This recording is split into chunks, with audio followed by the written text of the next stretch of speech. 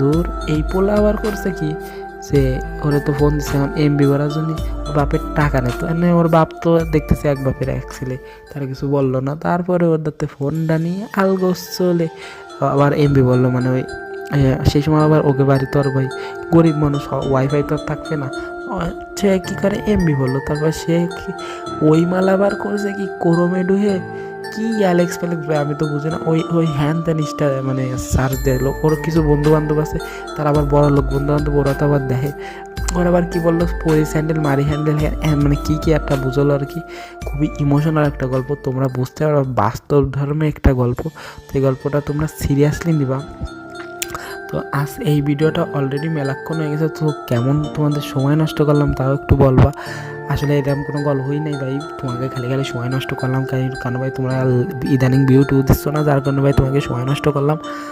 তো আল্লাহ হাফেজ।